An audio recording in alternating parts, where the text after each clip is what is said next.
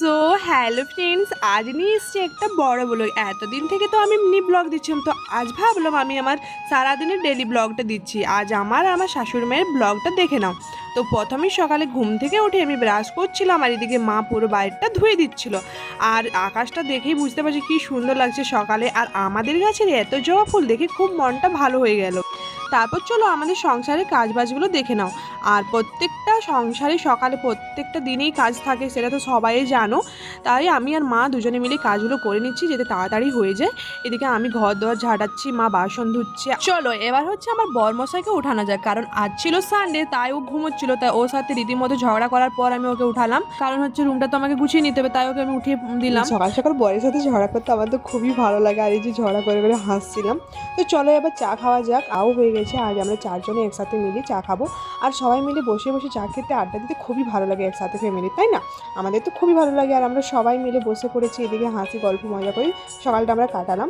এবার চলো আবারও কাজ করা যাক, যেহেতু সকালে বুঝতেই পারছো সংসারের কাজ তো শেষ হয় না। তো এদিকে আমার বর সকাল সকাল বাজার করতে চলেই গেল। আর বুঝতে পারছো গ্রীষ্মকাল, সকাল সকাল বাজার না হলে রোদ উঠে যায়। আর এদিকে হচ্ছে মা যা সবজি ছিল কেটে নিচ্ছিল, আর আমি হচ্ছে ঘরের টুকিটাকি কাজগুলো সেরে নিচ্ছিলাম। তারপর মায়ের পাশে এসে বসে বসে গল্প করছিলাম। আর মায়ের সাথে আমার এরকম সবসময় হাসি মজাক চলে। গল্প করার পর মা আমাকে বললো তাড়াতাড়ি চানটা করে নাও।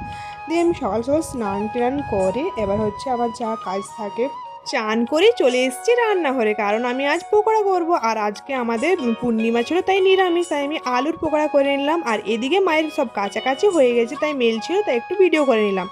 আর এই যে দেখতে পাচ্ছ এইদিকে আমার হচ্ছে পকোড়া করা হয়ে গেছে, আর বর হচ্ছে বাজার থেকে চলেও এসছে। বর আমাদের সবার জন্য কি নিয়ে এসছে দেখো, এই যে তাল শাঁস, আর এগুলো খেতে তো খুবই ভালো লাগে।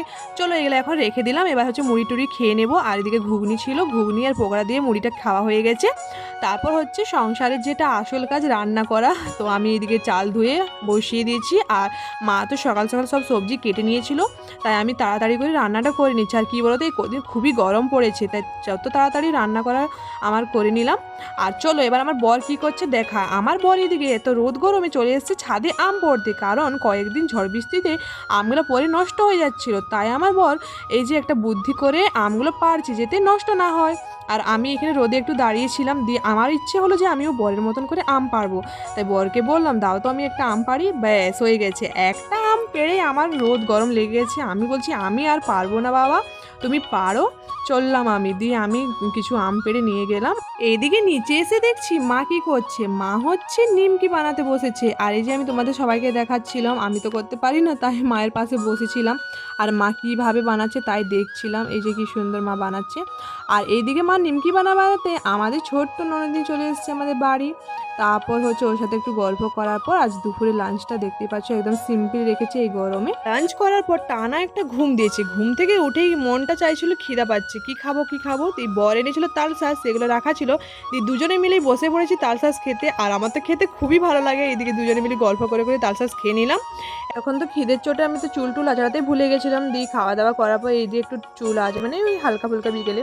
তারপর সন্ধে লেগে গেছিলো, আর সন্ধে হতে সন্ধে টন্ধে দিয়ে খাবার বানাতে বসে পড়েছি। এদিকে মায়ের সাথে গল্প করতে করতে আমি রুটি করছিলাম। আরেকটা কথা তোমাদের সাথে তো বলাই হয়নি, আজ ছিল আমাদের 6 মান্থ অ্যানিভার্সারি, তাই বর একটু বাজারে গেছিলো। মানে ওই হালকা ফালকা করে দুজনে মিলে একটু সেলিব্রেট করলাম। আর এদিকে বর দেখছি রুমটা ডেকোরেশন করছিল, আর আমরা দুজনে মিলে এই যে করেছি। আর এই যে ফ্রেমটা দেখতে পাচ্ছ, এটা আমাদের বিয়েতে গিফট পাওয়া, আর খুবই সুন্দর লাগছিলো যে হালকা ফুলকা করলাম, একটু রিলস বানালাম। তো আজকের ভিডিওটা এই পর্যন্ত। ভিডিওটা যদি ভালো লেগে থাকে অবশ্যই একটা লাইক করো, আমার পাশে থাকো, সাপোর্ট করো, তাহলে আমারও ভালো লাগবে। Good night.